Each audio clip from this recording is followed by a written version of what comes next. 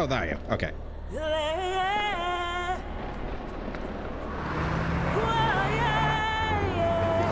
One of the coolest spells I've ever played.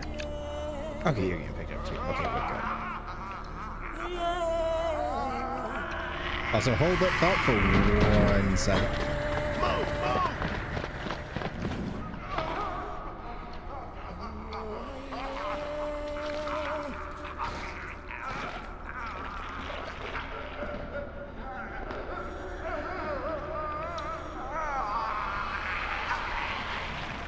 Captain Deshant here. We secured the underground route to the coordinates. There we go. You can now see the game if you want to turn that on. And okay. Do I really have to? Yes. You agreed that you were going to suffer with me. You have to. Okay, I just finished watching an RE9 playthrough, so I'll probably be fine. Okay. Well, you gotta watch the taste out of your mouth after. A lot of people love this game. I'm not entirely sure why from the like 3 hours I've played of it so far. But apparently I don't know, man. it's Some super lovely people for some like reason. eating poop. Like, I mean, speaking of, even the video here is kind of ugly if I'm being honest. oh yeah, no, this is god awful. Oh, okay. New game. I'll suffer through a normal. Hold on. Can I turn off the I can't turn off the AI companion, can I? I have to deal with that shit. Also, we are live, by the way. Hi, YouTube. Hi, YouTube. Wait, AI? No. You gotta turn that shit off. You're gonna get canceled for using that. Sorry, I just opened the phone to check, make sure everything was good, you know, on the YouTube side, make sure the stream was going. It just saw my fucking boulder stock photo. It's a good bit. Oh.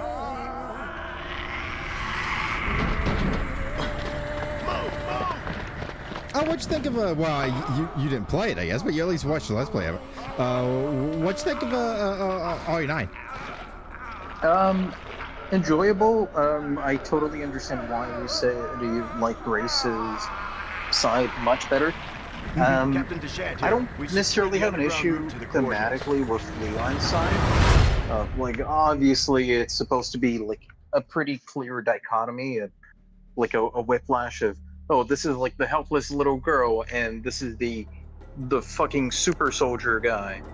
My main issue is that it makes no fucking sense why he's like guilty.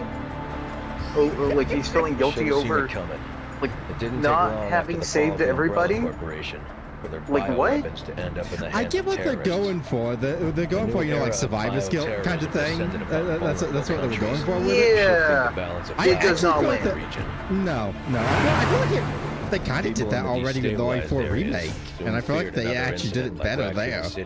They decided to do it again in RE9. It's like governments of the world turn to the global pharmaceutical not really working as well now.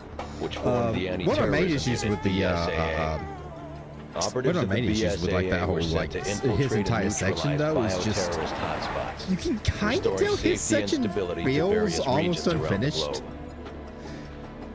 And then when you find out why, the answer is it is. Because his section of the game is a different version of RE9 that they didn't make. It's like the leftover bits of a... The original RE9 was going to be like this game. It was going to be a co-op action game. Where you're shooting through the ruins of Raccoon City. That's what the original version of that game was. Intel says it's a haven for terrorists. I feel like there's also the fact that the early game is like mostly rates the relatively even in terms of like how often you play each character, and then there's one part where you just like play Leon for forever. Yeah, and it's just kind of a departure from everything. Let's go. Now the part where you play, actually, unironically, usually the lab parts of Resident Evil games isn't actually that great. Over the long years they all have them, but it's always like, yeah, this is kind of the. I'm just getting through this. It's part of the formula. I'm just going through the motions once I get to the lab. But the lab's like usually like one of the lamer parts of every Resident Evil game. Yeah. For the most part. I actually like the lab quite a lot in RE9. Don't have to get it's actually an exception there. I think the lab section of RE9 is like the better part of that second half of the game. There is mostly one thing because I do know. The use of like bringing do, back the liquors is great. The use of the soldiers at the end is fucking fantastic. The boss I fight really with enjoyed the soldiers. Yeah. The soldiers actually felt like a pretty distinct from the rest of the game. It felt like, oh yeah, hold on, this feels like a completely different game. Like that was pretty cool. Yeah, it felt like it was doing successfully what the more action style like RE6 or this one, or well 4, but 4 is also actually successful at it compared to oh, this game feels like shit to move. Yeah. And you will be going in as backup. Rendezvous with your contact at the butcher's shop. You can gear up and get briefed on the mission there. Watch your back. Oh, they're already dragging people around. Okay. It's actually the heat. Like when it's that hot, you just move like that in real life. It's true. You can look that up. Mm-hmm. Which also, for context, I also don't like how you move in the original RE4. I think RE4 also kind of feels bad to play, the original one. Okay, I'm gonna go with a hot take, and this is mostly because I didn't grow up playing them, but most older 3D games kind of play like garbage. This is true, like 100%. Like I do think on average older 2D games hold up better. Also, I can clearly smash this, but it won't let me. Yeah, I think the exceptions are like the really good platformers, like Mario 64, Banjo-Kazooie. Those still hold up really well, because movement was what they were built for. They were made to feel good to play. Yeah. Everything else kind of fucking stinks. That said, this game came out in 2009. It does not have that excuse to be to be feeling like a game from 2004. That's 2004, 2005 for RE4. I don't actually know. I want to see 05. Yeah, it might be 5. Well, even then, I also think that's kind of like there's some like that was well into like PS2 was almost gone. 360 was coming out like I think in 2005, at least at the end of it. Even with RE4, it's kind of late to be feeling janky. I mean, RE4 came out for the GameCube as well, right? Yeah. I do also want to point out, for whatever reason, why is X my run button? That's so awkward because I have to move off the camera to run. I fucking hate when they do that. Just like, hey, yeah, your running button is something that you can't just do while aiming or shooting or moving. Mm-hmm. Oh, have you ever touched Rockstar games? Like any Rockstar game? Red Dead, GTA? Yeah, Red Dead. Yeah, Red Dead. Okay, yeah, no. They have the rust sprinting in any video game ever, right? Yeah, it's pretty janky. It's not just you hold X, you gotta mash it. And it sucks. Even as someone who enjoys those games, it still sucks. I can tell you that it sucks as somebody who does not enjoy those games as well. Mm-hmm. You too. Oh, it's gonna extra suck for someone who doesn't enjoy those games. Maybe because of the new also, this game is also ugly. Yo, this game is god awful. It's because it tries to go for like the art style of just being realistic, except that does not hold up well at all. Yeah. Well, that's also well. You can probably tell with you can see that they're doing trying to do like a bit of a hand cam view to the cutscenes, which, you know, they're faking the handheld like view with it, and I hate that. It makes me almost like queasy every single cutscene because it gives me like almost like motion sickness.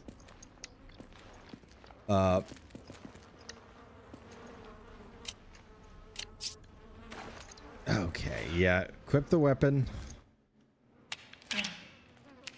I do appreciate that the camera did decide to load it on her tits, though. That was nice. Destination coordinates? Town square's up ahead. Go through there. Alpha team's waiting at the deal location. Good. What do you know about Ouroboros? Mostly just rumors. Something about visions of a doomsday project. Doomsday sounds about right, and apparently it is. Yeah, they're very clearly going for you must find a man named like action movies from around the time this movie came out, or this game came out, right? Like like Quantum of Solace, that Bond movie, which is, yeah, I can see that. Of the Bond movies I've seen, is also one of the most god-awful ones I've seen. In part for a lot of the same reasons. I was just complaining about the cutscenes with this one. Like the Bourne movies, like those action movies. She at least gets my stuff for me. Yeah, there's also like a very ugly like green filter on top of everything, which makes it look extra bad. It's like an ugly green and brown filter. It's like everything's either green or brown. Well, except the goop over there, I guess. I know that was... Oh, I can't go back now, can I? Damn it. Okay, fine. Remember, we're a team. Oh yeah, Whatever but happens, aside stick from together. like Don't worry. some of Leon's parts being kind of janky, I also kind of hate the ending, or like the ending choice, really. Oh, the fact that there's a choice at all, I think, is stupid. Yeah, just no. Yeah. Okay. The one Especially... in. Are you familiar with the one in 7? Because the one in 7 is more stupid. Yeah, it's probably more stupid. It's really fucking bad. But I think the worst bit is that it's very clearly not a choice. No, like you can either do the bad ending, which ends in like a quick cutscene, or you can do the good ending, which has like a whole sequence. It's also a matter of like, okay, why? Also, I appreciate the gore at least. I need gore in my Resident Evil game. No, I'll give a little bit of praise here. I do like a lot of the like set design in this game, for like the levels. So it's a nice creepy village. It's ugly otherwise, so I would appreciate it if it didn't have the terrible color scheme. Oh yeah, that's how I use the knife. Yeah, just like Mexico has a yellow filter, Africa just has a green one. I'm sorry. This is about that same period of time in which that was like a common thing in movies and TV too. Are we talking about that? Oh yeah, in the ending of RE9. Yeah, no, the fact that there's a choice at all, or like doing choices, because RE9 is the same director as 7, by the way. So that director in particular just has a thing about doing that for some reason, and I don't understand why. Because like doing story choices in Resident Evil games doesn't make sense. They're like linear games. Yeah. You're not playing an RPG there. And like you said, it's not only is there no real choice, but the game kind of beats you over the head narratively with this is the correct choice before you go and do it. It's like if you also you gross score. It's like if you somehow don't make the correct choice, you're just an idiot. Because it's screaming at you for like the last 20 minutes of that game, going into that last section. Yeah, it's I don't know. I feel like the ending part in general was just a bit of a letdown.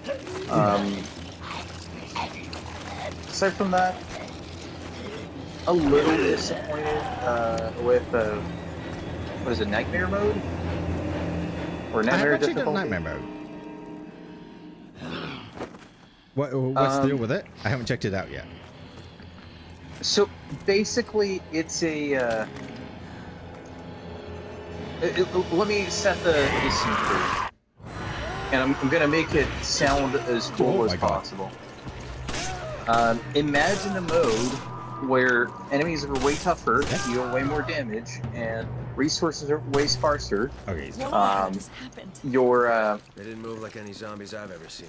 Roger. Your saves are limited, and what else? And there's changes in enemy patterns and routes and everything. So, like, if you figured out the puzzles in the base game, Nightmare mode has different puzzles effectively. Yeah. Come on. Okay. So all that sounds fun, right? I don't know. Come on. I can't right now.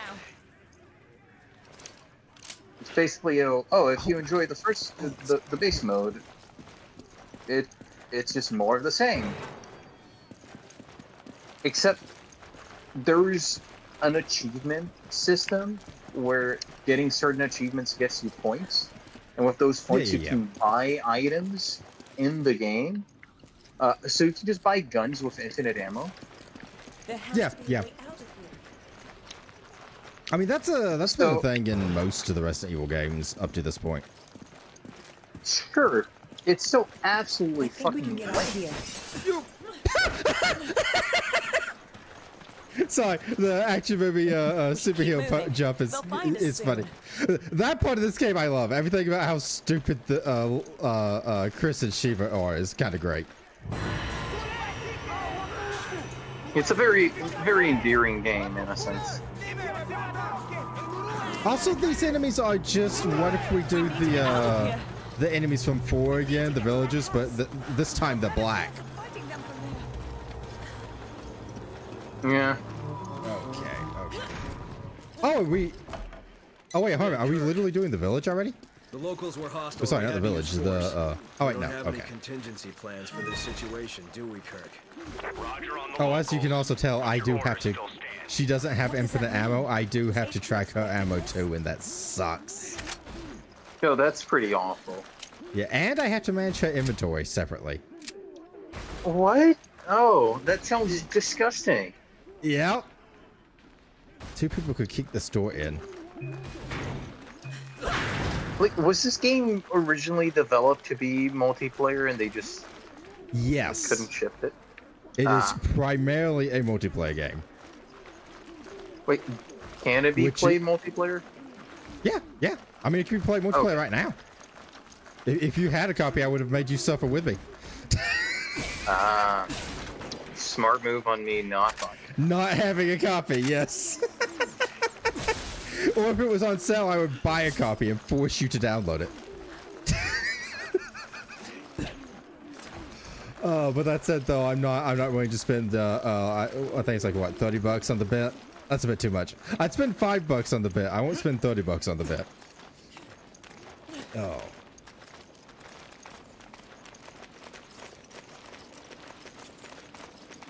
Oh, was that the only issue with the Nightmare mode, though? It's just the, you can buy the weapons with infinite ammo? Yeah, also, some of the pattern changes are just random. So there's no, like, puzzle for you to figure out, it's just mostly luck. Which I find a little lame. Thank you. Because yeah, if Nightmare mode was a challenge mode, I'd be like, oh yeah, sure, I'm down. A mode where like stuff is just more difficult, fuck yeah. But since Nightmare mode is more of a like just a different type of game altogether, it feels a little bit less special.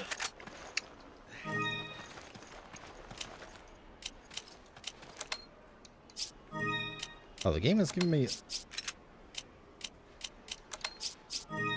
a lot of healing items already.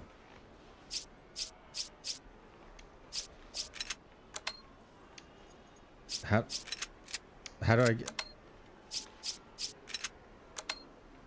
I give it to her. I owe everyone. Oh, I have to physically hand it to her? Okay. I mean, I guess that... Well, actually, no, that doesn't even make sense in a co-op setting. In theory, it sort of would.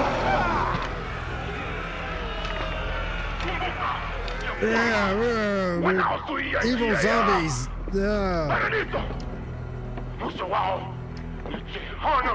You don't know what you're talking about! You can all go to hell! Wait a minute. That's the... Tipo, what? Now to Zuia.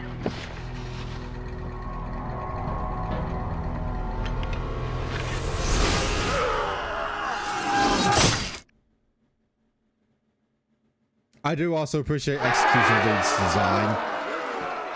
It's very stupid, but that's why I appreciate it. Happen, Daddy! What? What? All right, man, get him! Get away!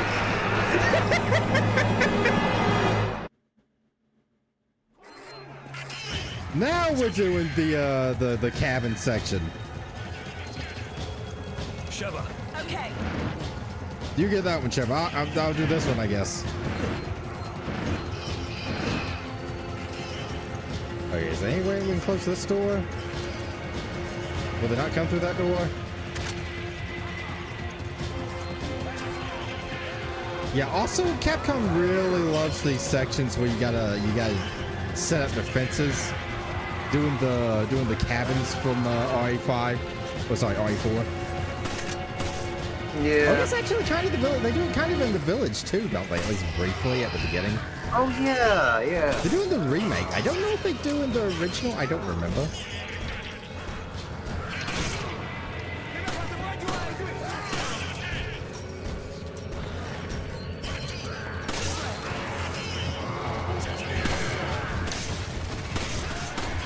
Also, got a crazy amount of ammo so far.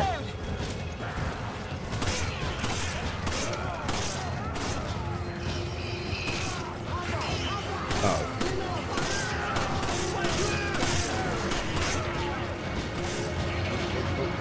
Oh, excuse me, I want to go.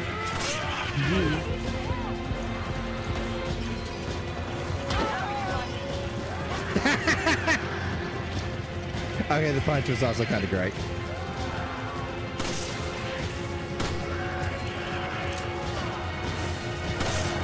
I feel like this game is like overall not that bad.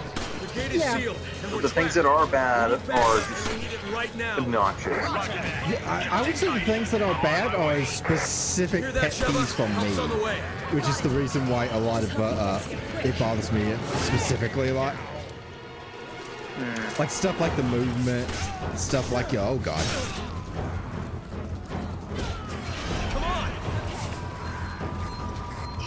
Oh, hi, big boy.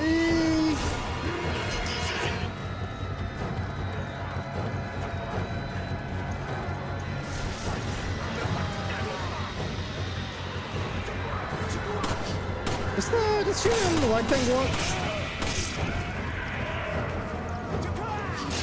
No, no.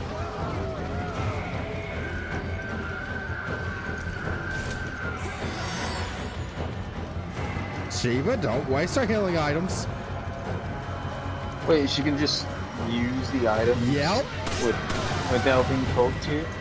Yep. She sure can.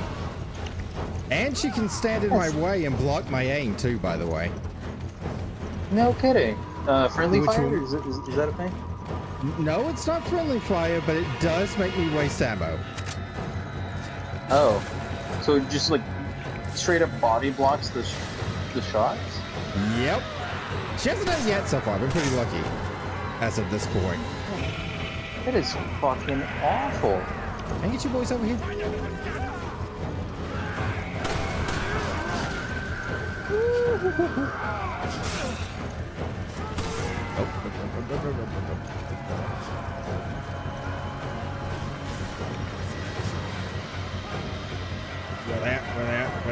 they're coming. They're coming.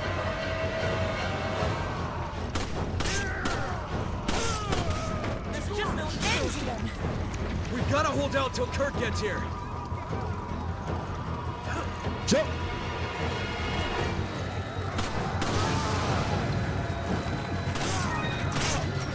Oh, that's a lot of you. Well, just confirming, you played 7. Have you played 6? No. Alright. 6 I have still not touched. The plan is it is next on the list, of course, after I finish this one. Oh, that can go far.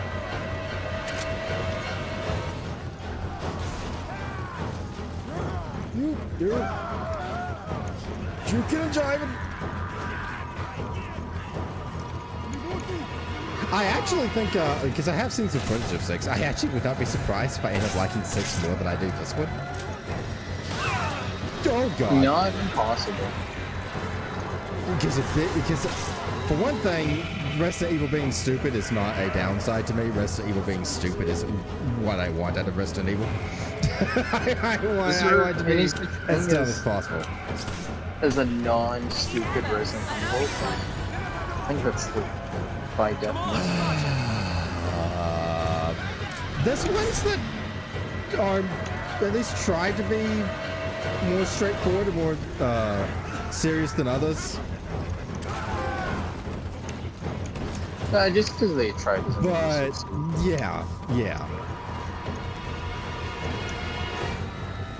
Even though the ones that do like take themselves more seriously, I guess you could say, they always devolve into being stupid at the end. Like 7 takes itself mostly more serious at the start, and it devolves into nonsense like pretty quickly.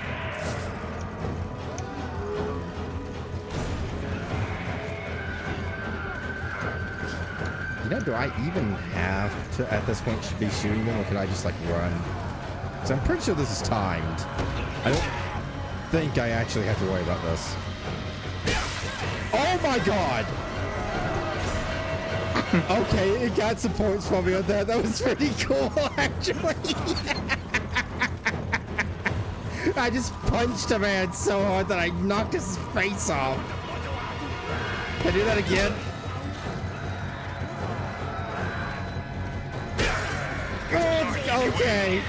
Okay, the punch button's great.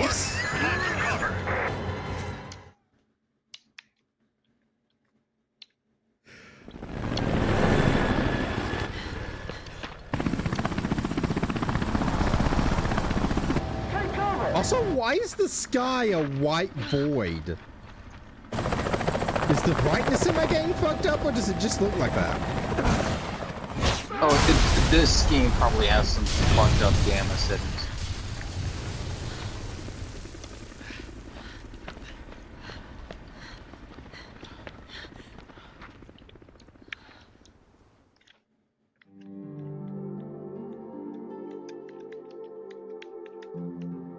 Hey, I got an A. Enemies routed.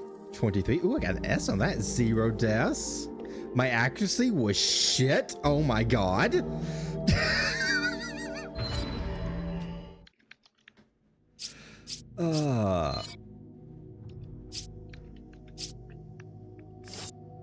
Oh yeah, also you don't get the, even though it's basically Resident Evil 4, you don't actually get the cool Resident Evil 4 merchant guy. You have to just in between missions, you just get a menu where you can buy your stuff. Oh. But there's no like dude to buy from. It's kind of lame. Yeah, that kind of sucks.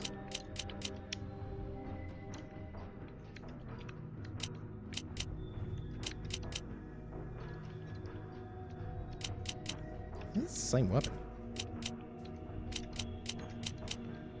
Yeah, okay. Also, she has no ammo.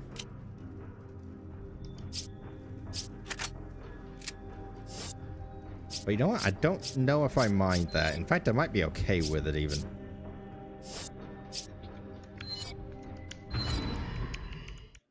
Let her keep as much ammo as possible. I mean, let her keep not as much ammo as possible.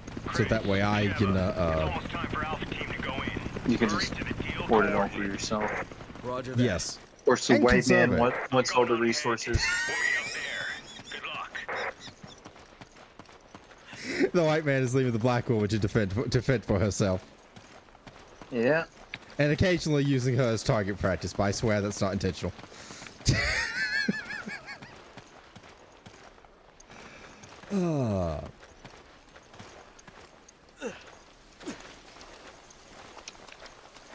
Ooh?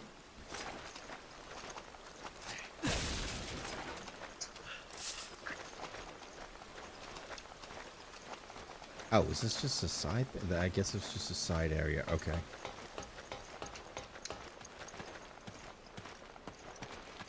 Oh, we do this thing. Okay.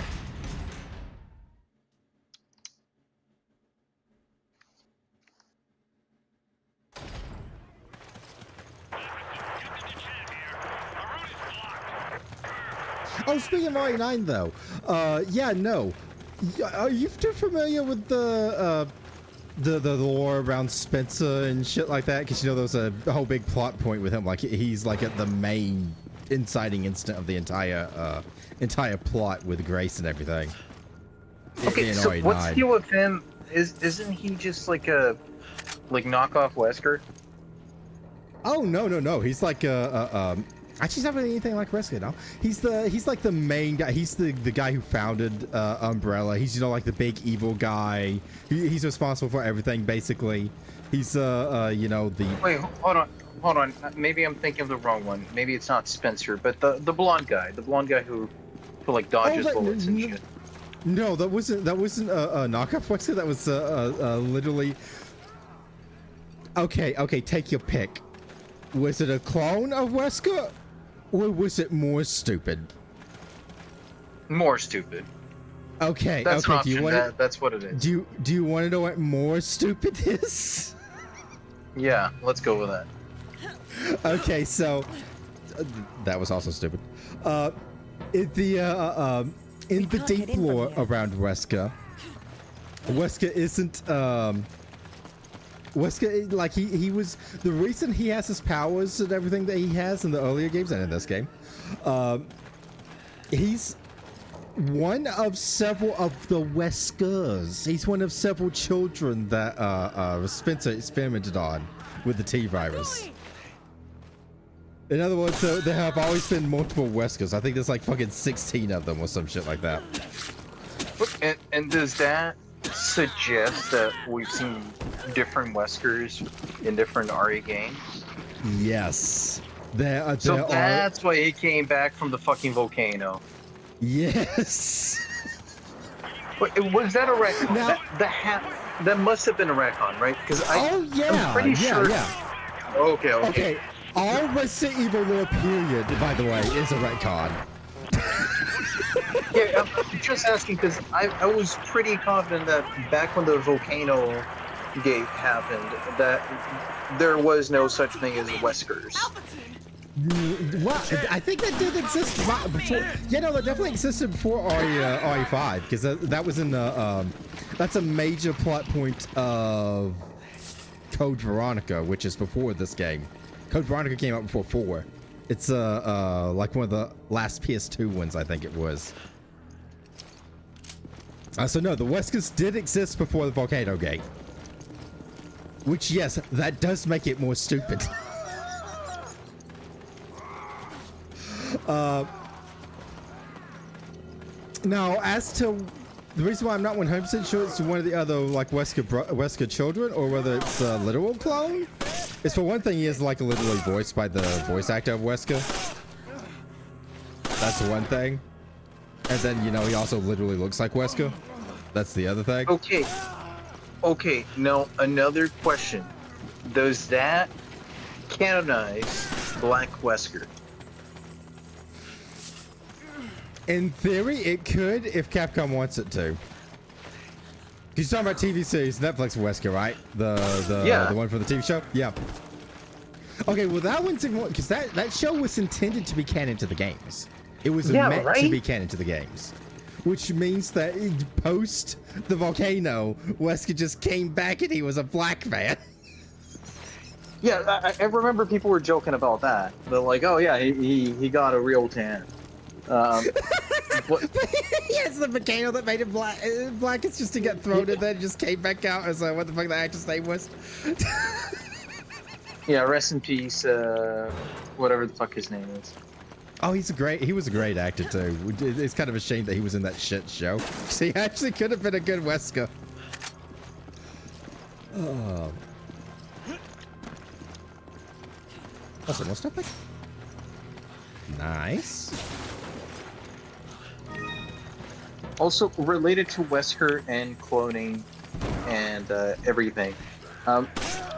So I wasn't like 100% paying attention to everything going on in the story because the story is fucking stupid.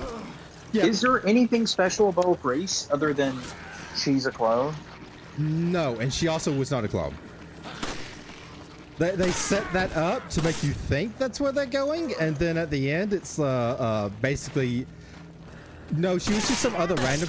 Yeah, that's... Okay, you know, I get distracted when we start talking about Wesker clones. That's what I was talking about with Spencer. Because Spencer's plan, the whole plan makes no fucking sense in the context of the rest of the series. Like, the whole big reveal of him is he secretly was... he secretly was thinking... You know, he had regrets at the end of his life, you know, and he was like, you know, I want to do one good thing. Grace is my hope, etc., etc. You know, that's what they set up with it, right? Yeah. All of that, all those things were taking place before this game. And while I haven't fully played all of this game yet, I am familiar with the scenes with Spencer in this game, and he is a genocidal maniac again. Like 5 minutes after that scene that they show you in RE9. Okay, but how much of a time gap is there? Like months. Like months from this game to RE9? Like months from that cutscene to when you see him in this game. Huh. It's like a very short span of time. Help! Somebody help me! Oh no, we gotta save her. It's a white woman.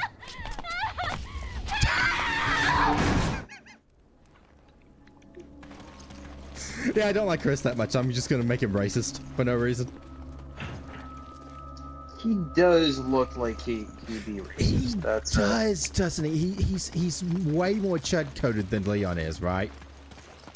Yeah, because Leon is like gay-coded. Yeah. Leon was a twink. And now he's a twink. He's whatever the fuck you call a 50-year-old twink. Why the fuck a twink is when he reaches his 50s. Now he's no longer a twink. Like in RE9, he is properly like not a bottom anymore. Oh yeah, no, he's a handsome man in RE9. Yeah, like RE4 Leon was like a Justin Bieber wannabe. RE9 Leon is like Idris Elba. I was gonna fucking climb up there. What the fuck? Okay, at least you put it back, you stupid bitch.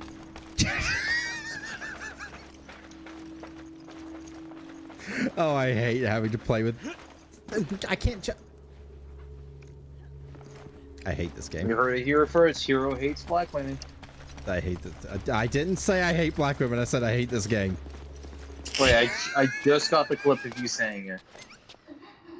God damn it, you didn't you? Hey, what's wrong? Be careful. They may still be here. Oh yeah, to further prove my point, yeah, no, because you asked like when did the Weskers become a thing? I don't remember when that plot point like was introduced. It actually might have been. It might have been called Veronica. That was like the first one that mentioned the other Weskers. Well, the first time they came out as a villain. I'm not 100% sure. But if you want to like also, I might be misremembering this, but was the other Weskers always explicitly clones? No, they're like his brothers. And so Yeah. one of them's a sister. I think. I don't know, they might actually be like genetically like kind of clones. I'm saying that with confidence, but I'm now losing confidence in what I'm thinking about it. Okay, more questions about everything. So, Grace is just a regular person, and they're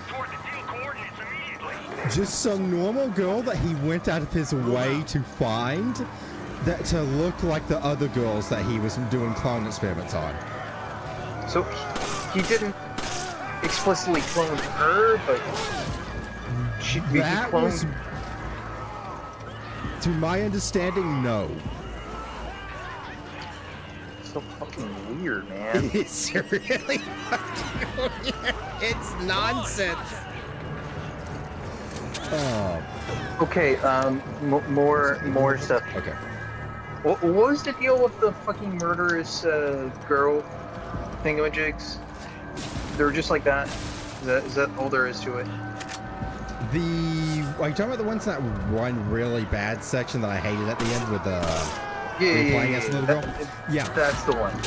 The answer is there is no answer. Like straight up, I don't think that they gave an answer at all. Like generally. Okay, good.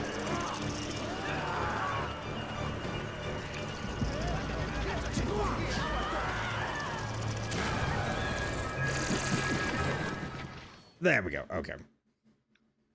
They're also not like, okay, that one's extra weird because that section you're talking about is also the section that was that entire area took place in an area from RE2. Thanks, partner. And there's nothing like the weird, creepy girls in RE2. There's no like hint of them. There's no setup for them. There's no pre-existing lore for them. The game just kind of introduces them. And also, I'm going to be honest, they're not really creepy. They're kind of just lame. Yeah, they're not very creepy.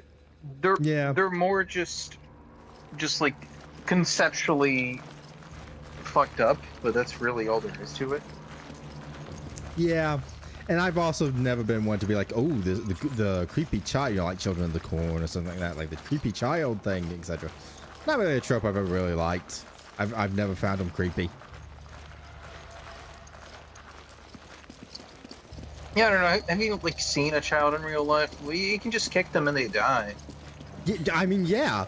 Ironically, yeah. A child is so tiny. A little demon child does not concern me because it's like I can beat that kid's ass if I need to.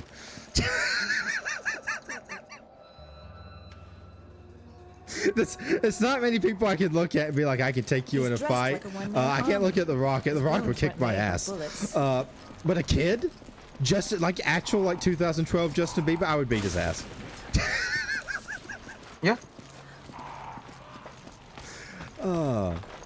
Oh, the Stranger Things kids as of 2016? Yup. Probably even now, actually. All of them are really short. Oh, yeah. I wonder if that has anything to do with it. Them being, like, fucking child actors. They give them the don't grow up serum or something. If that existed, then yeah, Hollywood would absolutely be using it for much more nefarious reasons. Which is the reason why I'm very glad a Don't Grow Up film doesn't actually exist. At least I hope not, anyway. I don't know, man. There's some people who don't look to age. Is that what the fuck is it called again? The children's blood injected thing. You know the one I'm talking about. Oh, I know what you're talking about. I don't remember what the fuck is it. Is that shit that billionaire does with his son's blood? Yeah. Where he like no, like there's a conspiracy theory thing about it. About like something that's in children's blood that billionaires do. Fuck. Is it adrenochrome? Adrenochrome, that's it. Okay, it is adrenochrome because I'm not sure if that is. That might be a different conspiracy theory thing. That's just the one that's the name of it I actually remember. No. It's for sure adrenochrome. Yeah. Okay. Yeah, But I've also never looked at what adrenochrome is supposed to be. I just think the name is funny. But they ran away. Adrenochrome is real, and they're giving it to the Stranger Things children so they don't grow up. Kirk, do you copy? We got the data, but Alpha Team is down. Except for the actress who plays 11, because she now looks like she's 40. But that's because of she just already has way too much plastic surgery. Oh yeah, holy shit! Why do people do so much fucking plastic surgery? It's actually crazy to me. I don't get. Like, I'm not like fully anti-plastic surgery. I think, like, you know, in moderation, like you want to do like little tweaks to your nose job. It's like it's fine, you know. I don't necessarily have anything entirely wrong with it, but do whatever the fuck floats your boat. But at the same time, like, dude, like, have you looked yourself in the mirror? Like, yeah, 95% of the people who do like plastic surgery for aesthetic reasons like that are like, honestly, just give me the vibes of like mental illness. It's like with makeup, right? If you put on way too much makeup, you're gonna look like a fucking clown. It's just that, but with a knife, and it costs tens to hundreds of thousands of dollars to millions of dollars. I'm sure for all the shit that a lot of the wealthy people get done. It's like that thing that they do these days where they like take out the what's it called in your cheeks, the buccal fat or whatever. Yeah, buccal fat. That's the one. Yeah, that looks really fucking weird to me. Oh, it looks awful. Also, there's like probably a lot of health concerns. Yeah, involved with that, because like your cheeks exist for a reason. Mm-hmm. It's also shit where it's like these actors get Botox, and then when you see them in like a movie or whatever next, it's like, oh, I literally cannot. You are not acting. You literally cannot act as well. You cannot do your job as well anymore. Oh yeah, because your face is so paralyzed. Your face does not move. Yeah, some of those people's faces don't move, and it's actually insane. Yeah. Like I've seen like comparisons of before and after that people do, of like the same actor before and after getting Botox, and it's like, which you know what, I just said I don't necessarily mind like a little bit of plastic surgery, but that's one that I think I would actually just say I don't think is ever good. I don't get the point of Botox at all. I've heard that in theory, if it gets applied well, it looks good. I've never seen it. I was watching like something mentioning, oh yeah, there's like old and new techniques for applying it, and so on and so forth. But I hate this section. It still looks bad, anyways. Like, or at least feel like it. It's just kind of weird. Okay, this section of the game, we'll see how much trouble it gives me as it did last time. But this section right here is another example of the game being made to be a co-op game, and it not working as well when you're not in co-op anymore. What's the gimmick that I'm missing?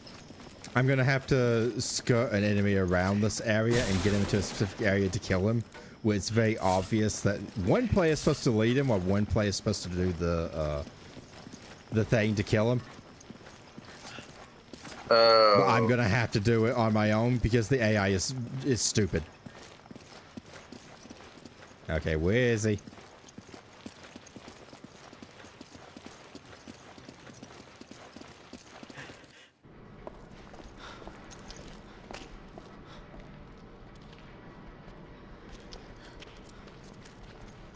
It's also really weird to say. I've never played a game where I felt like the cutscenes were badly edited. But I feel like the cutscenes in this game are badly edited. I can totally see that. And I think it's because of how much it draws from action movies from the time as inspiration. Just most action movies from that time were nonsense. The editing was I think that's what garbage. got Alpha Team. Yeah. Modern action movies are also garbage. But That is that's true. I do think there's a special place in hell for like action movies from like 2006 to 2012, maybe? Maybe I'm going too far. I'm gonna say 2005, 2010. Put it in that ballpark. Yeah. I could see it. I could see it.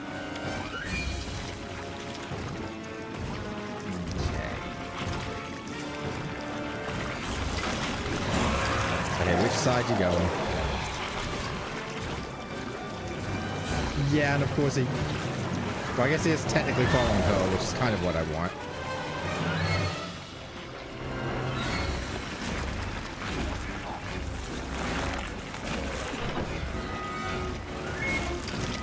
Damn it!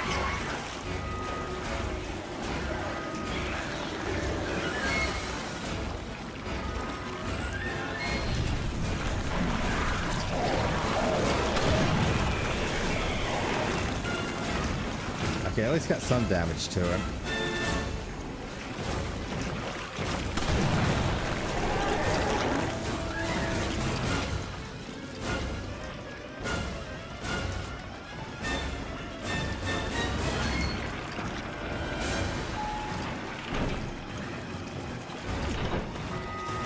He's gonna get out again, you son of a bitch! Yeah, you see, that's where you're supposed to have someone in there distracting him.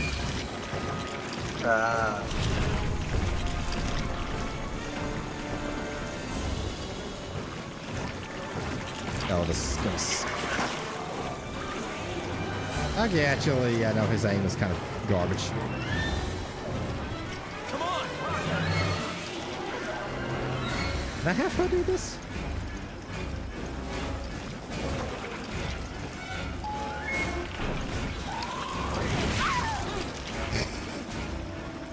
That was admittedly a little funny.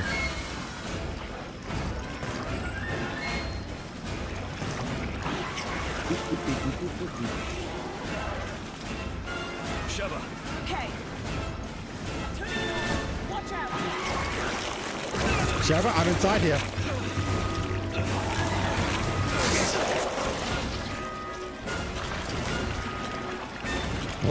Oh yeah. Okay. I checked out a little bit of the new Warhammer Survivors game. And, oh, what's that? I literally did not hear about that until today when you mentioned it on Discord. Yeah, so you know Vampire Survivors, right? Oh, I should have assumed it was that based on the name. Yeah, so like they just hired the same guys to make the Warhammer game instead. Oh, also very quickly So before you continue, that was also a lame design for a Resident Evil boss too. But you continue on. It was pretty shit. Yeah, it was just a goo monster. It was like a bad version of Venom. Anyways, back to a better game. Yes. So Vampire Survivors is already a game I really enjoy. I've played a shit ton of hours of it, and a lot of other games came after with the same formula. And I think it works really well. I wasn't expecting much of Warhammer Survivors. I was like, oh yeah, it's probably just going to be more of the same. It feels more polished. It just feels like even though it's a demo and there's still a couple things that a couple bugs with controller menus that I've noticed. It's actually really good. And it's also, I find, more cohesive. Because Vampire Survivors is just kind of random. Like shit just happens and you just like accept it. Warhammer Survivors is like, it makes sense. Like, just for a reference, you can play both the fantasy or the 40K version of the game. Oh, and there's like separate progression and everything. And that on its own is already super cool. That on its own is really fucking cool. The 40K version, as you would expect, has Tyranids. Let's go. Because The premise of the game is you're getting swarmed by monsters, right? Like in Vampire Survivors, it's just generally undead, like skeletons, that sort of shit. But in 40K, now you have a whole array of Tyranids to pull from. Like the entire roster of all Tyranids and their abilities and how they translate into the game. And there's a lot to it. Like that on its own, like things make more sense. If we had, I can look at an enemy and see, oh, there's like an aura around them, and I already have a good idea of what's happening. Do you copy? Well, honestly, the original Vampire Survivors like enemy designs were cool in a vacuum, but the people here, they didn't really communicate well what was happening. And aside from that, there's something new. And 40K and Warhammer designs do. Has been taken out too. Requesting a mission update. Right now, since it's a demo, which is free, you can play. You start. The first player character is You want us to go in there alone? Is a space marine, obviously, and you start with a chainsaw. But wait, we can't. You have a bolt gun as one of the available weapons. There's really cool upgrades and everything. And the secondary character that you can unlock is a Astra Militar, one of the soldier guys.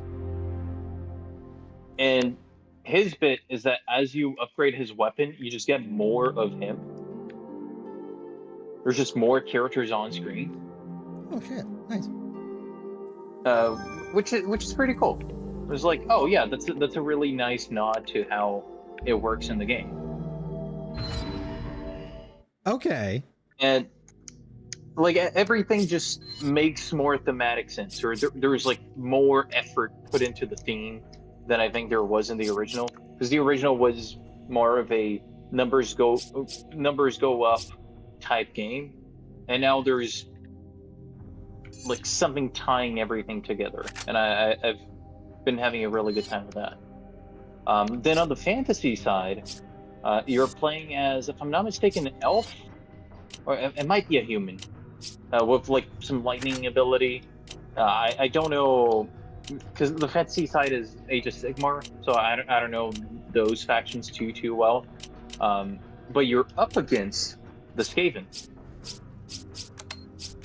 So between the Skaven and the Tyranids, that's like my two favorite factions. So I'm like, oh, okay. They are good Warhammer factions just in general.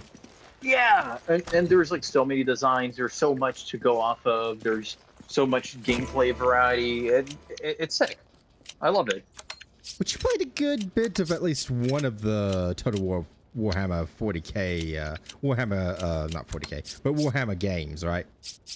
Yeah, I played quite a bit of 2, and I played a lot of 2 and quite a bit of 3. Let me see here. But I think did 3 ever get better? I didn't actually play a whole lot of 3. It got better, but it took too long, and I was already sort of worn out of it. Yeah, I played 124 hours of 2 and only 29 of 3. Yeah, that makes sense. Yeah, the only reason I asked those is because I fucking love I love the Skaven in that game. Because they're just you just like build your little traps, and you just dig under cities and shit like that. They're great. I think we tried playing one match before, and I feel like it'd be a good time for us to try to revisit that. Just like playing some Warhammer multiplayer and just having fun. Oh, okay, yeah, I'd be down for that. I'd be really down for that, in fact, because I have been in a strategy game mood lately, and probably because they're finally fixing Civilization 7, so that's also been great. No, they're fixing it before 8 comes out? That's crazy. Yeah, 8 comes out tomorrow. That's nice. Good of them to go back to that old ancient game. Take care of it beforehand. But okay, no, I've never been too into the like Survivors games for the most part, because I don't like I just don't like the premise that much from the get-go, because it's like you only kind of control your character. It's a what do you call it? Idle game kind of thing. Yeah, I mean, it's more of a bullet hell. Like I think that's really the way out, or like the comparison I'd make is it's very similar to a bullet hell game. But I totally understand. It's not for everybody. It's a like it's a not really a second monitor game, but it kind of is. I'll take like you're engaged, like whenever you need something, with your eyes and with your hands, but your head is somewhere, so you don't really have to put that much thought into what's going on. It's a great game to like play while listening to a podcast or an audiobook. Yeah. But that being said, though, you've kind of I might actually check this one out because, well, I mean, for one thing, Warhammer. And Warhammer's fucking cool. It's a fucking demo. It's free. Oh, that's a free demo too? Oh, nice. Okay. Yeah, the demo came out today. The game hasn't come out yet. Oh, okay. Also, the premise of it being literally both fantasy and 40K is that's like actually maybe the single coolest thing I've seen a Warhammer game do. That's really dope. Yeah, I was really excited about it. There's some things that still don't make like 100% sense. Like there's some items in 40K that are clearly from fantasy and vice versa. Oh, hold on. Pause, hold your thought for a second. Why does snapping the zombie's neck kill it? What the fuck do you mean that killed that zombie? I like that. It's really stupid. Okay, continue. Yep. The demo is very clearly a demo. It's very clearly showing like some stuff that's not finished, assets from one part of the game that aren't supposed to be there, some placeholder stuff. I found like one tiny little UI bug with controller UI. Okay. But that stuff that's just like clearly still unfinished. Yeah, it's clearly unfinished, but it's a demo, so I'm like, yeah, whatever. Who cares? Okay.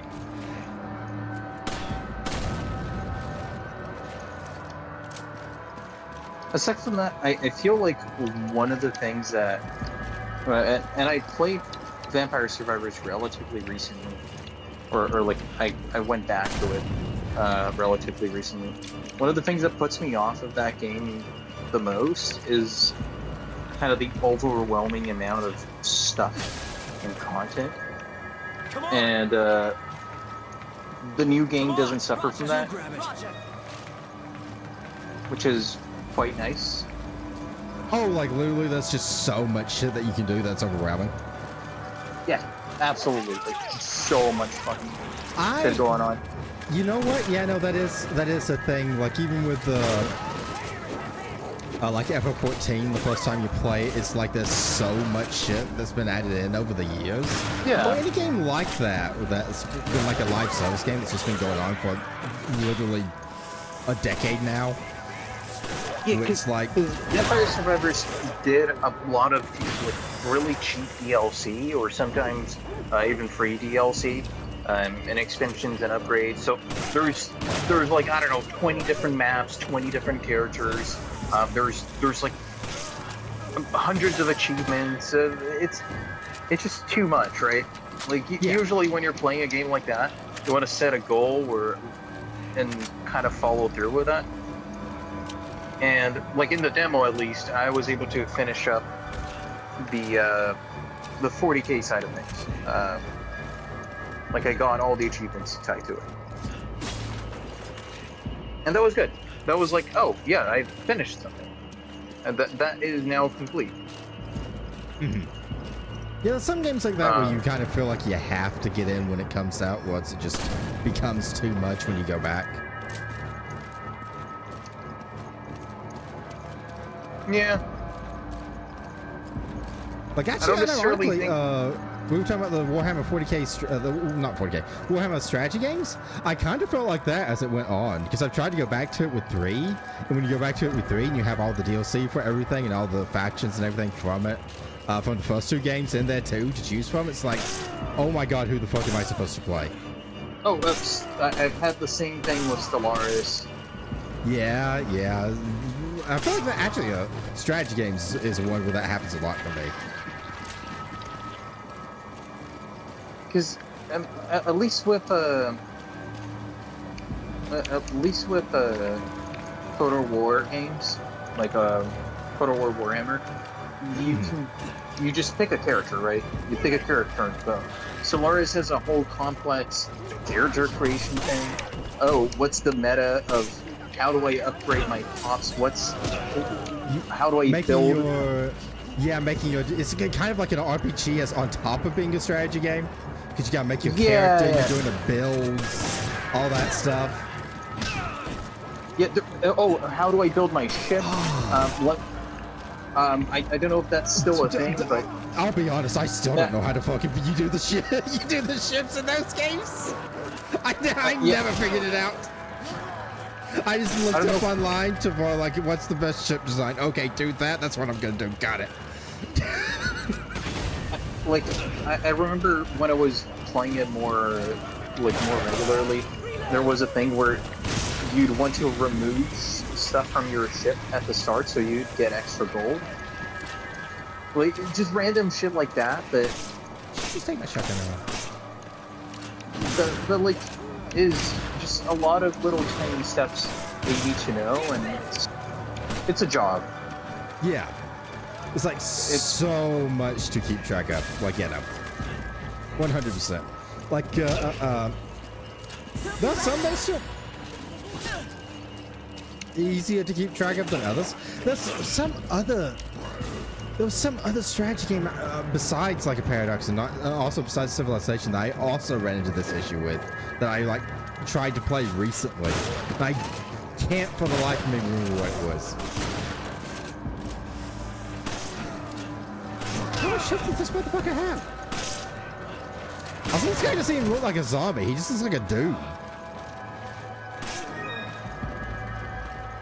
Yeah, that's one of my... like, this is something that got kind of started by RE4, really. That in RE4, I think, works. Like, just about works. And that I don't think works in RE5, of like zombies are just people. Oh yeah, because it's the parasite again. Not well, I mean, it's not Lost Plagas parasite, but it's the Ouroboros parasite, which is, I don't know. Explain to me the difference, because I couldn't. Yeah. They act the same. They seem to do the same things. It looks different, I guess. I much prefer, like, going back to RE9, I much prefer what they did in RE9, where, like, they're clearly taking some behaviors from back when they were human, but there was more to it. Yes. I actually love that part of RE9. It's the reason why I love the Grace section and wish that there was more of it. Because everything with that is just so fucking cool. Yeah.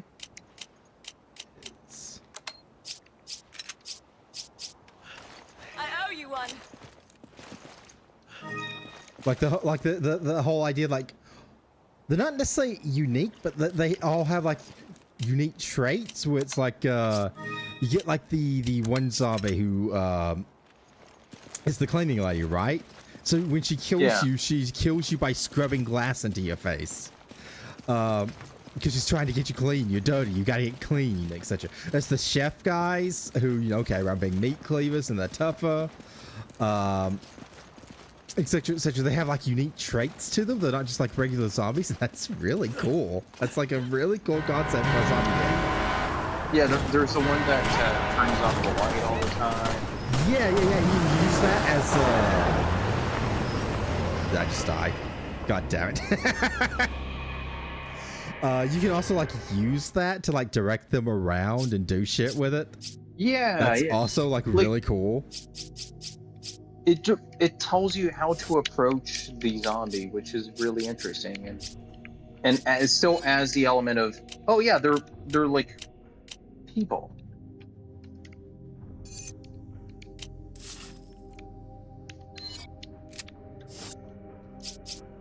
Or there's like something lingering from when they were human.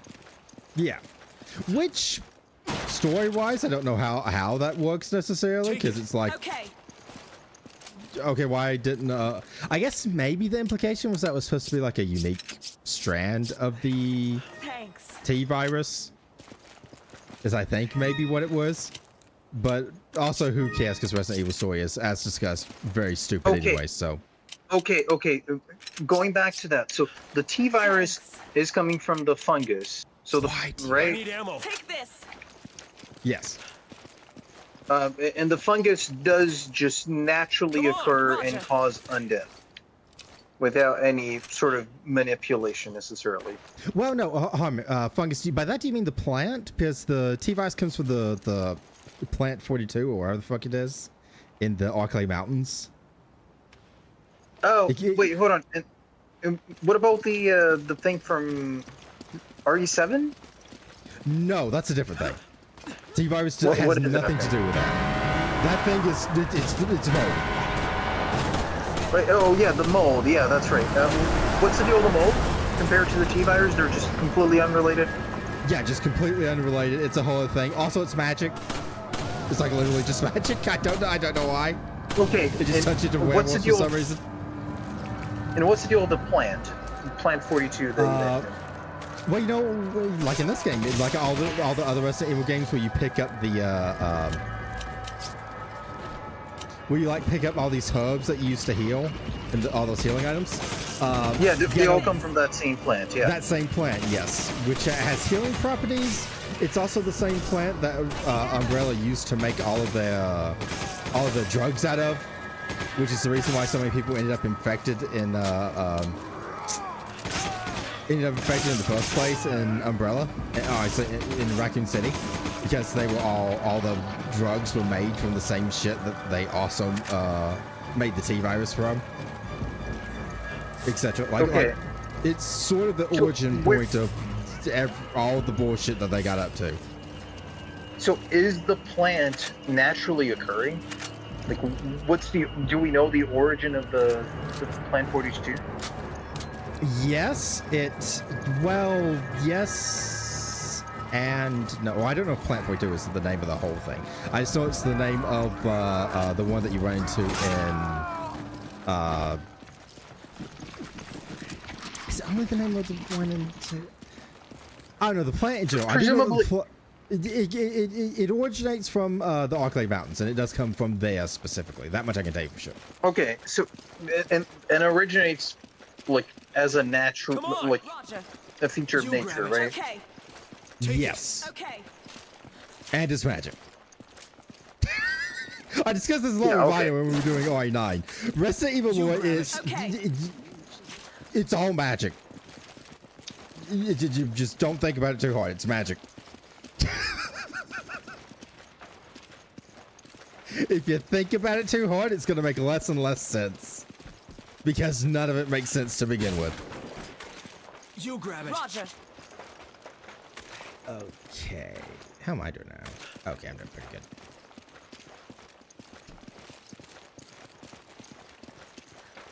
They did also make it... Okay, they keep making the lore even more convoluted too. Because, you asked, like, what's the deal with the mold? Well, like, the mold originally, like... I think the intention originally with the mold is that it was going to be like the start of something completely different that had nothing to do with Umbrella. But now, as of RE9, we've now like retconned it to where like, no, well, this may have even been a thing in Village, but like, no, Spencer was also involved, and Umbrella was also involved in the mold. Like, you can find a picture of Mother Miranda in Spencer's office from Village.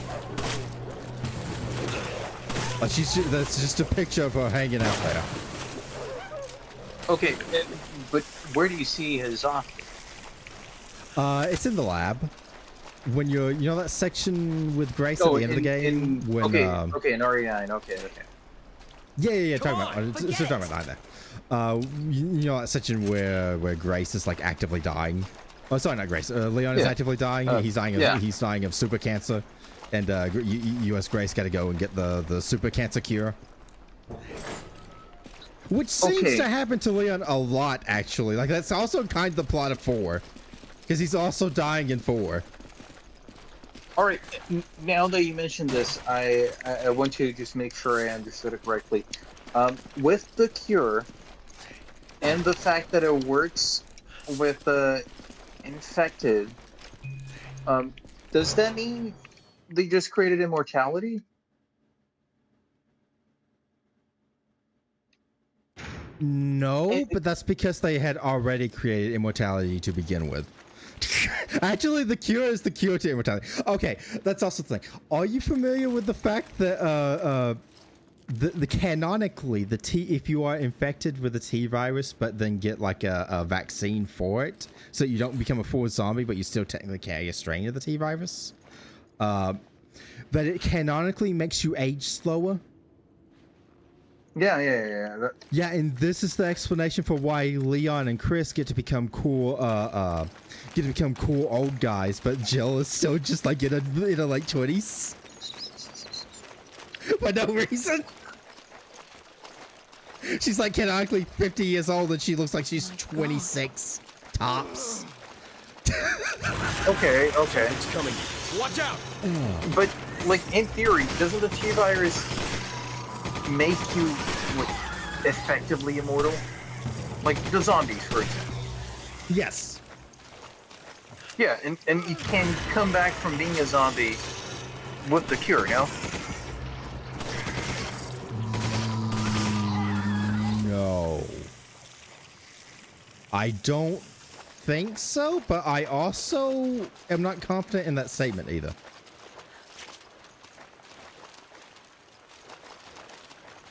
Oh, you're alive. Because we don't actually see them use it on a regular zombie. Well, actually, you know what? No, hold on. I just realized something. No, I think you're right. Because okay, this Emily, right? You know, the little girl that Grace is traveling around with, and then she just gets inexplicably, you know, she turns into the whole sad thing at the end of Grace's Age, and she, admittedly, the most predictable plot twist ever, turns into Resident Evil boss monster, and you got to kill her. That wasn't quite hitting it for me until Leon showed up and just fucking gunned her down. Yeah. I feel like that was good.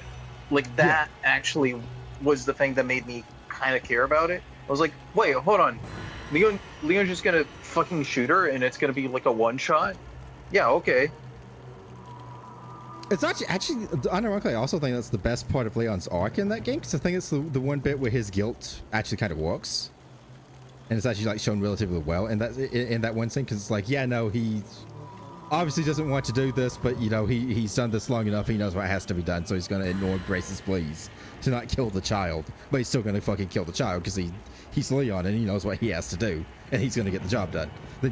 Overall, great scene. Unfortunately, they do undo it at the end, because I don't know if you remember, but at the very end, there's just a little thing where they mentioned, oh yeah, Emily's just alive, and she's cured. Yep. And she's back to normal, despite the fact that you saw her turn into that fucking thing. Yeah, which then brings up the question, does the cure now mean that there's no more death? Like, you can, like, just do an infinite undeath loop. So, like what you're saying is, can you just intentionally infect yourself for as long as you need to with the T virus, and then just be like, I'm back now. Yeah, I'm good. I don't know what the answer to that question would be. because okay, like, follow the train of thought, right? Like, let's say you're 80 years old and you infect yourself with a T virus intentionally, And then therefore you age like really fucking slow going forward, but also eventually you turn into a zombie. But then, I don't know, 100 years later, you kill yourself. And we do know that the zombies get preserved. Like, they're coming out of the ground in Leon's section, like the RE2 zombies. And they survived being, well, not nuked, but being like, what? Thermo missile of some kind. Whatever you want to call it. Yeah, something. The nuke retcon was a little lame. Yeah, Raccoon City getting nuked was such a impactful event. To be fair, I don't remember which game that was. That was not an RE9 retcon though. That's been retcon for a while. Yeah, but because they wanted to revisit Raccoon City, but it was just kind of cowardly. Yeah, I don't disagree. It being a nuke was way cooler. You make the argument that it makes more sense that it was a regular missile, considering the fact that in the original RE3 you do see like Jill getting out of there and being within the blast, so she should be fucking dead from radiation poisoning from being so close to a nuclear blast. Yeah, but also clearly, given everything we just talked about with Resident Evil lore, that's like the least of the shit that doesn't make sense. It's fine. It's cool. We can run with it. Also, clearly the purpose for that in retcon was so you could revisit Raccoon City without having to worry about radiation poisoning. Like those so you don't very have to straightforward. Right? Yeah. So like, oh yeah, you can just reuse that Fallout. Also, just do Fallout. That would be way cooler. Like, give me a radiation meter in a Resident Evil game. That would have been neat. Come on. Okay. Yeah. Like, have me have to wear a gas mask like in the Metro games. Have like radioactive T-virus monsters where like they like what the fuck does radioactive like Fallout do to a T-virus monster? You could do shit with that. There would have been stuff you could have done with that. Yeah. Like there's also no reason that you have to retcon it. Someone's here. Okay.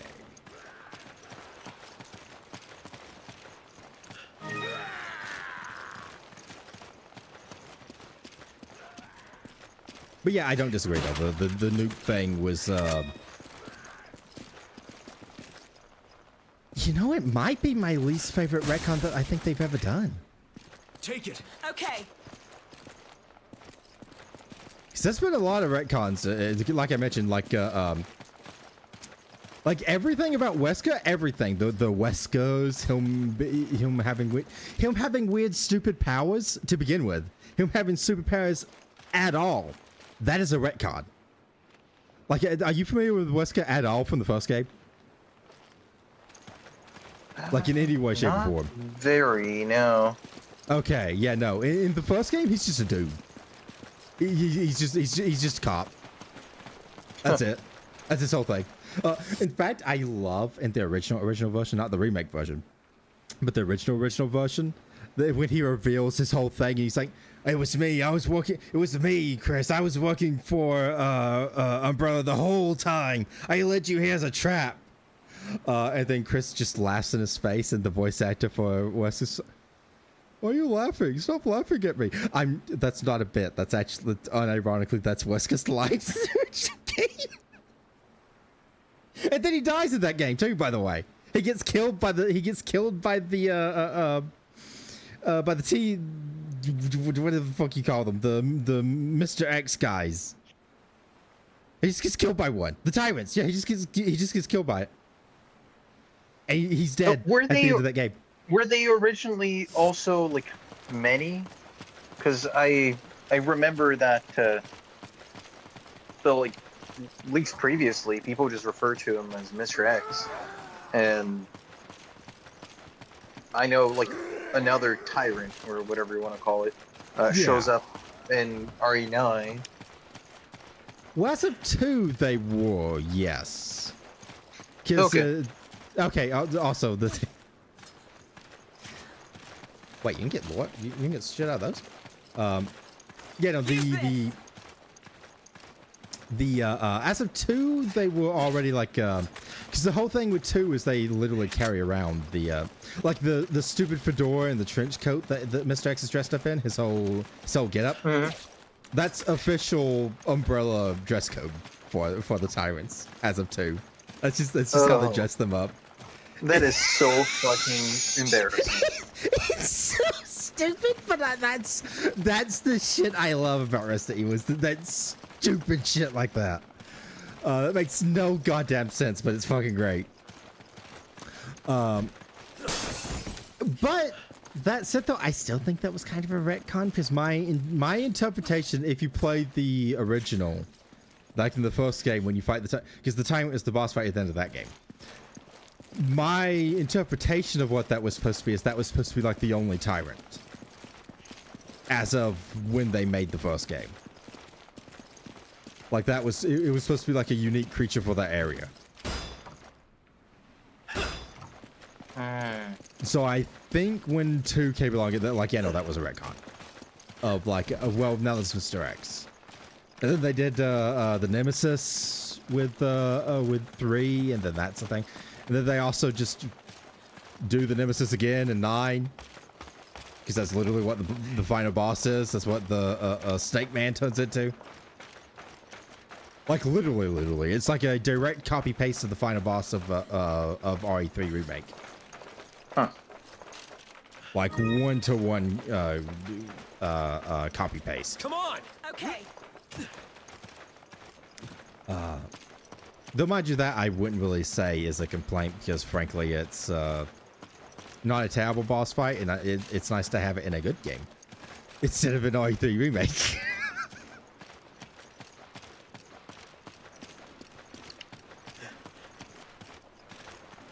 Also, where am I supposed to actually be going? Here? It's locked and needs a key.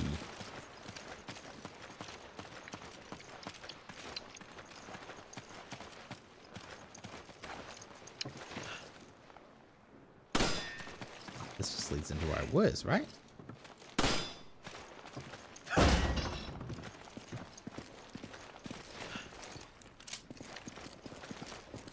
Oh, this guy's got a thing.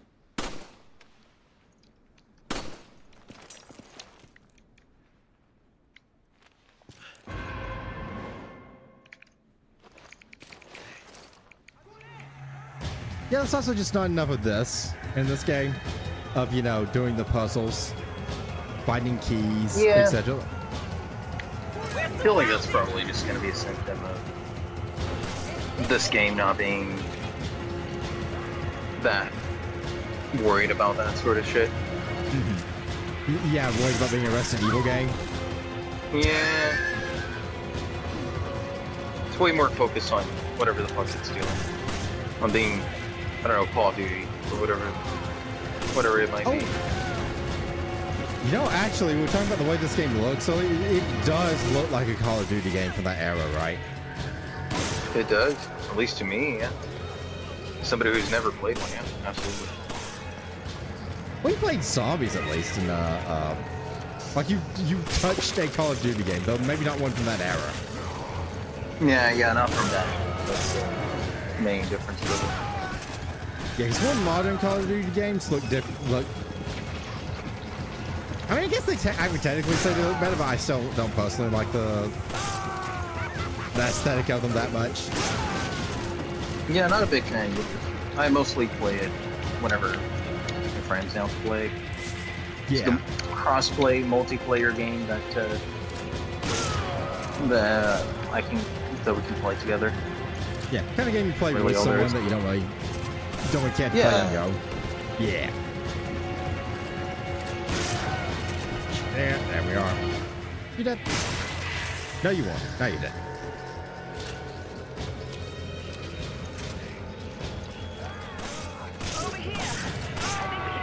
Also, is it me or they act the same as the guys in Village, but they look even more like just dudes than they do in RE4, right? Yeah. I also feel like a lot of it might just be like the signifiers of them being zombies are kind of obscured by their dark skin. Yeah, which to be fair, a lot of that could also just be it, you know.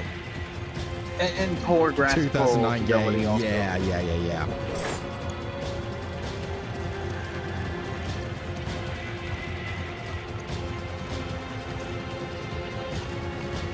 Sweet to be.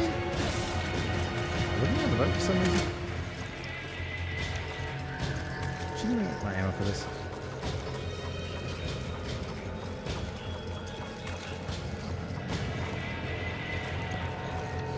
Though I will at least admit you were correct, doing this on stream, being able to chat with you while I'm playing, is making this way more tolerable. Yeah, I thought so. Which, to be fair, that is mostly because we've been shooting the shit the whole time, so it's not really the game being tolerable, it's me enjoying hanging out with you. But, you know, still.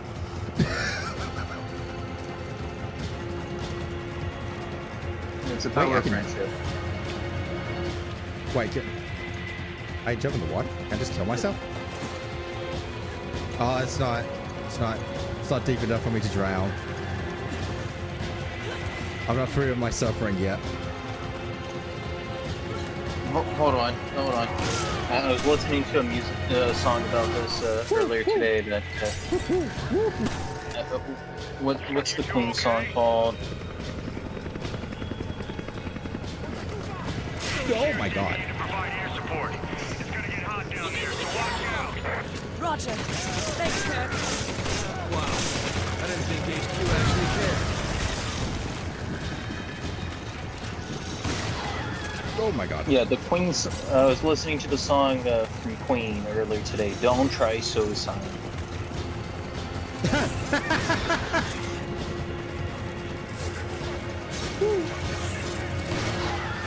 There we go. They were on something. Oh, so wait, is that a real Queen song? Because I've never heard that one. Yeah. Oh, okay. Yeah, there's, I can guarantee you there's at least like 50 Queen songs that you've never heard. Oh, I'm not surprised. I think I can only name like 5.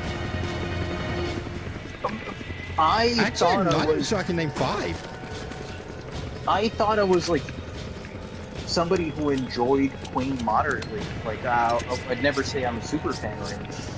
I was like, oh yeah, sure, I know Queen. And then I pull up like their most popular album, and I'm like, okay, I know 2 songs out of this whole album.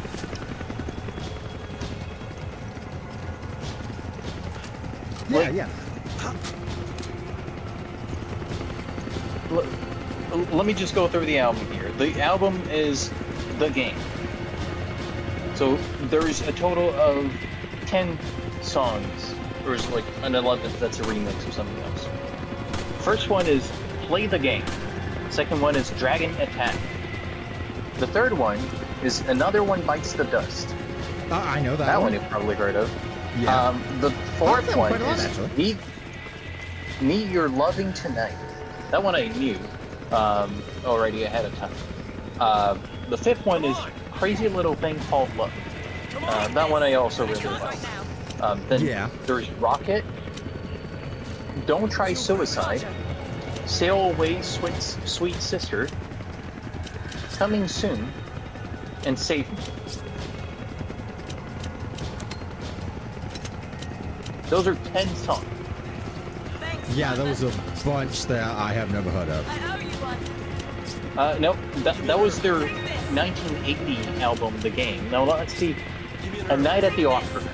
This one has 12 songs. First one is Death on Two Legs. Then we have Lazing on a Sunday Afternoon. Third song is I'm in Love with My Car. What? Okay. Fourth song is You're My Best Friend. I may have heard that one. Fifth song is this might be 39 inches. I don't know. There's like the inch sign and 39. Then there's Sweet Lady, Seaside Rendezvous, The Prophet Song, God, helicopter. Love of My Life, Good Company. This one you might have heard of, Bohemian Rhapsody. Oh, okay. And God Save the Queen. I think I have heard God Save the Queen. So wait, hold on. How many songs was that I heard on that album? Like 12. Out of 12, you've heard of Bohemian Rhapsody and God Save the Queen. Come on. Okay. Well, I also this you didn't switch albums, right? This was also the one that had like Under Pressure on it, and no, the other album has another one, Bites the Dust. Oh, another one Bites. Okay, yeah. No. Yeah, and Pretty Little Thing Called Love. I did switch albums. That's the second album. Oh, okay. So this yeah, album, no, then yeah, you're right then. I thought all that was on the same album. Yeah. Okay. This one is the works. This is one of my one of the albums I like the most. Okay. Separate album. This one has 10 songs. Starts with Radio Gaga. That one I really like. You might have heard it before. Then there's really Tear It Up. There's It's a Hard Life. Fourth song is Man on the Prowl. Okay. Fifth song is Machines, and then in brackets, or Back to Humans. There's this one you might have heard of, I Want to Break Free. I actually couldn't name that one. I want to break free. Oh, okay. I want to break free. Okay. Yeah, you've heard it. Yeah, I've heard it. I just didn't know the name. Yeah. Which, in retrospect, the name should have been off. Keep Passing the Open Windows. Hammer to Fall. Is This the World We Created? And I Go Crazy. I think that one out of 10 songs, again, probably like 2 that you've heard of. Radio Gaga and I Want to Break Free. Yep. That was the only 2 that actually stood out. So okay, that was their album, The Works. Let's go to Jazz from 1978. It starts off with Mustafa. Then there's Fat Bottom Girls. This one I really like. Yeah, I know that one. I think everyone knows that one. Very funny. Yeah, it's very funny. It's not even one of his more famous ones, but it's relatively up there. Then there's Jealousy, Bicycle Race. Is that one that I Want to Ride My Bicycle? Bicycle. No, that's not. No, actually, no, that's part of Bohemian Rhapsody, isn't it? Yeah. No, it's a different one. I don't think Bicycle Race is the bicycle. Okay. Oh no, it is Bicycle Race. It starts with bicycle. I want to ride my bicycle. I want to ride my bike. Yeah. I like that song. Yeah, that one is good. That's a banger. Okay, so what else do we have? If You Can't Beat Them, Let Me Entertain You. There's Dead on Time. There's In Only 7 Days. There's Dreamer's Ball. Then Fun It. Leaving Home Ain't Easy. This one you might have heard of. Don't Stop Me Now. Yeah. And More of That Jazz. Don't know that one. Yeah, so that was 3 out of 13 songs. Now let's see. This one is a very iconic album. Muse of the World. You've definitely seen this album before. It starts with We Will Rock You. You probably know that one.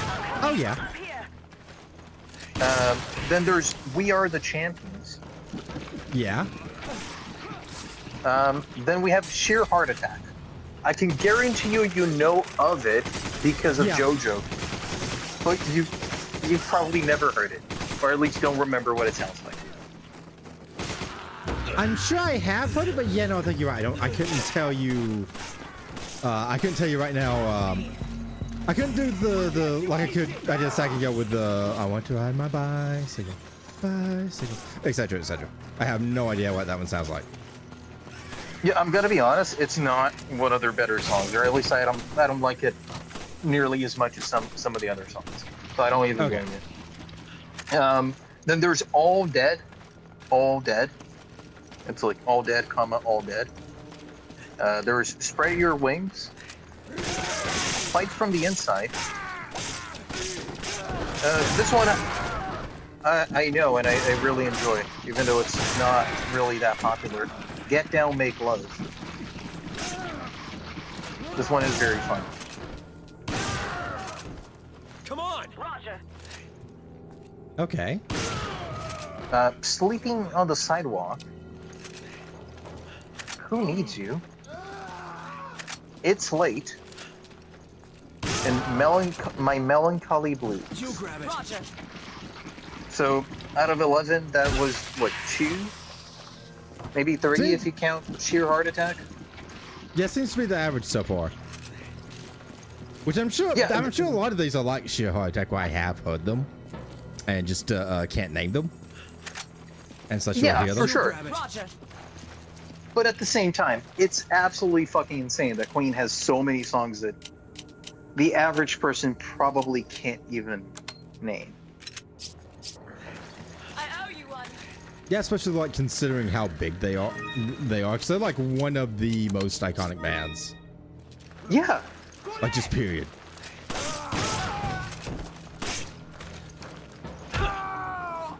And you can see it by the views on the videos or like on the music, because you can clearly see that there's one song that has like over a billion views, and then there's everything else that has like a few million. Yeah. Wait, which ones were on that album again? Which one was the one with a billion views? Yeah, the last one you just got off. Which one was the one that had a billion views? Oh, let me go back here. So the last one was News of the World. We Will Rock You has 1 billion views. Yeah.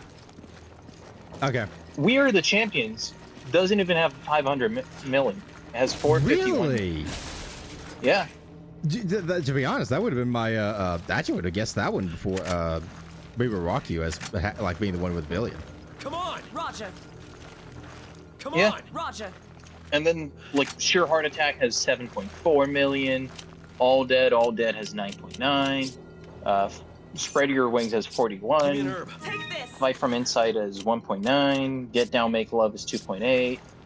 Sleeping on the Sidewalk 1.9. Who Needs You 3.5. It's Late is 9.2. And My Melancholy Blues is 12. So aside from those 2 songs, there's like a few million views, I guess, but it's not really that notable in terms of like I'm looking through YouTube, so limited sample size, but at the same time, same kind.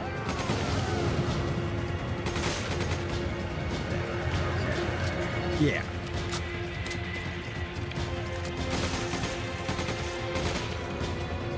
What's the most, unironically, yeah, no, what's the most, like, viewed, or I guess listened to song, period? Let me see. Because there's, like, several that could be, like, Bohemian Rhapsody would be, like, an obvious, like, a potential contender. It was probably one of the ones that I mentioned already, just because, like, I mentioned them in order of album views, and the album views are probably going to be correlated to which album is popular. But let's see.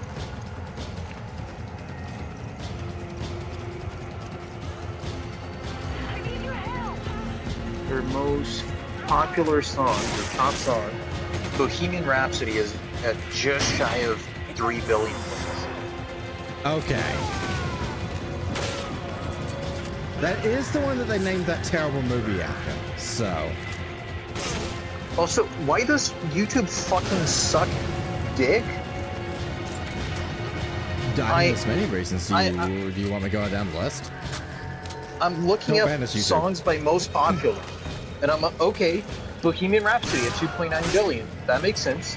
Then another one bites the dust at 1.1 billion. Okay. And then Don't Stop Me Now at 1.3. Hold on.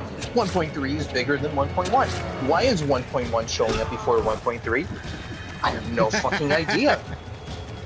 Probably because YouTube is now programmed entirely by Google Gemini. Would be my guess. It probably has to do with like recent trends and like recent watches. So like another one bites the dust is more popular now, but overall Don't Stop Me Now has had more views. Bohemian Rhapsody like is it's influenced by the algorithm. Yeah, for sure, 100%. Yeah, that makes sense. Yeah, Bohemian Rhapsody is by far the most popular at almost 3 billion. Thanks, Then it's Don't Stop Me Now at 1.3. Another one bites the dust and I Want to Break Free are tied with 1.1. Okay. And We Will Rock You is at 1 billion. And surprisingly enough, Under Pressure only has 500 million. 506 million. Really? Yeah, right? It might be a biasing from YouTube. Like, I don't know when this version was uploaded onto YouTube and everything. Yeah. Because The Show Must Go On has more. And at 738 million, and that makes no fucking sense. So does Radio Gaga at 512. Okay, people are wrong though, because Under Pressure just does way more listens, because it's probably my single favorite song of those. Yeah. We Are the Champions doesn't even have 500. That might be influenced by the fact that it's also the one they did with David Bowie, and David Bowie is one of my favorites of all time. So. No, Under Pressure is fantastic. It's so good. Yeah, it is. It really is. Under Pressure.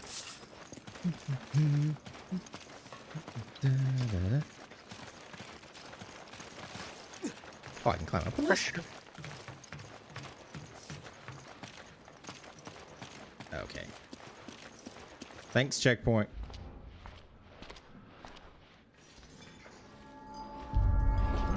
But yeah, there's definitely something fucked up in the algorithm or like the because Somebody to Love has 707. That makes no sense. The Show Must Go On 738. That makes no sense. Killer Queen has 470, which is very strange. Crazy Little Thing Called Love doesn't even have 300.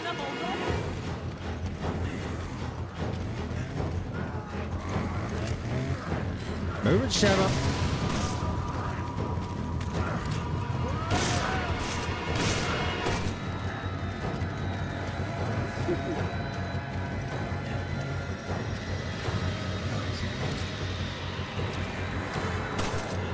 And I think what I'm supposed to do is just get the fuck out. I don't think I actually have to fight this guy.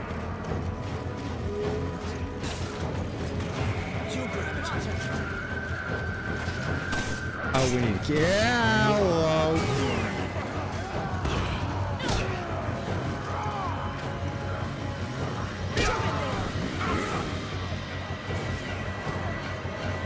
Okay, maybe I do have to fight this guy.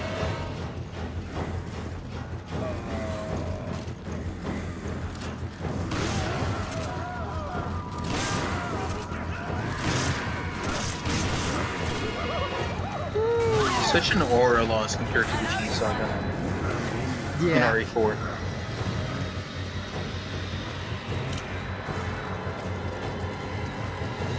I remember that being a...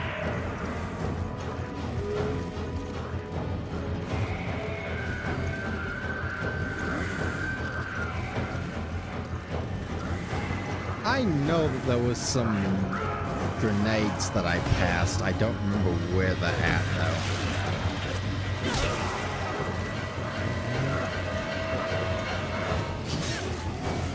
I think it went this way.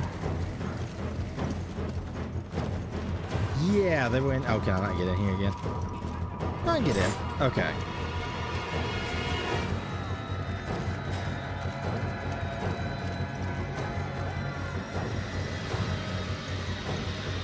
There we are.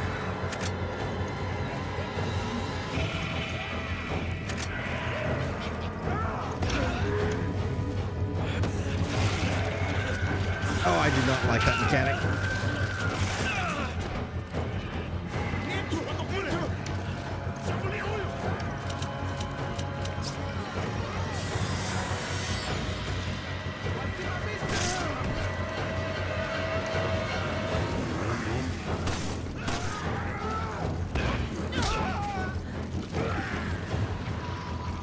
Oh, man.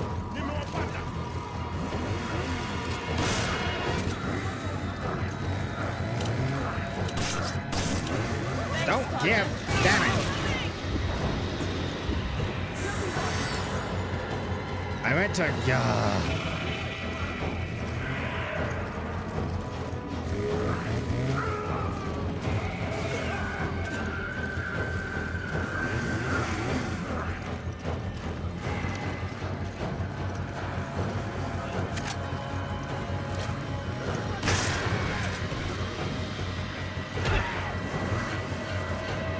See that?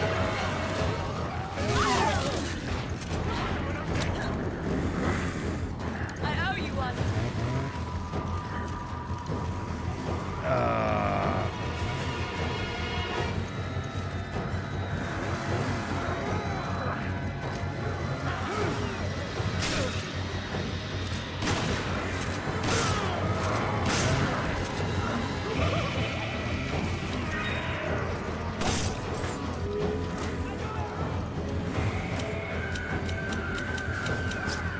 Give me a grenade. Come on. Roger.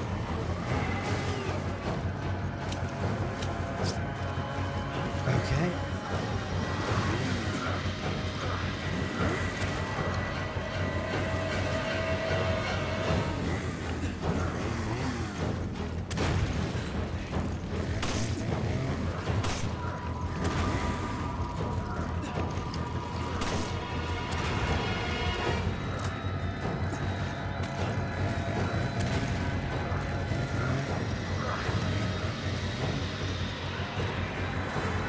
Give me shotgun ammo. Shotgun ammo.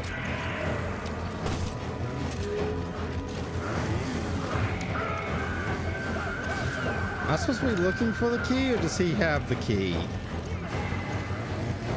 The fact I don't know kind of makes this section suck. Yeah.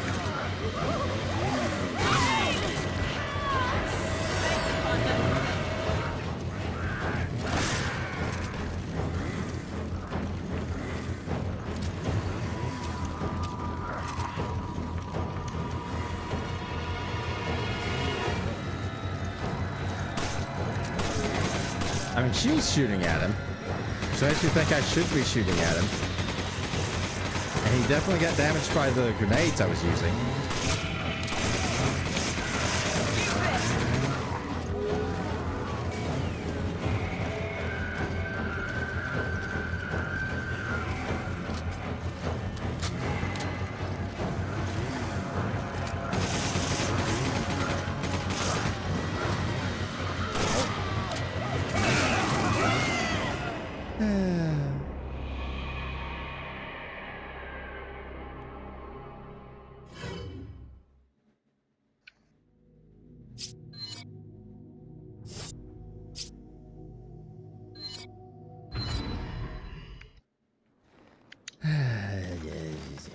I think that's a good place to stay for the night. How about that? after that section, I need a break. I need to step away. I need to play a good game. That is totally fair. Oh, okay. I've been playing a good game all this time, just behind your back. So yeah, I didn't even ask. What have you got going on in the background? PoE 2. Ah, okay. All right. With that, bye YouTube. Bye YouTube. We'll play this game again when Wolf decides he wants to torture me with it. Bye.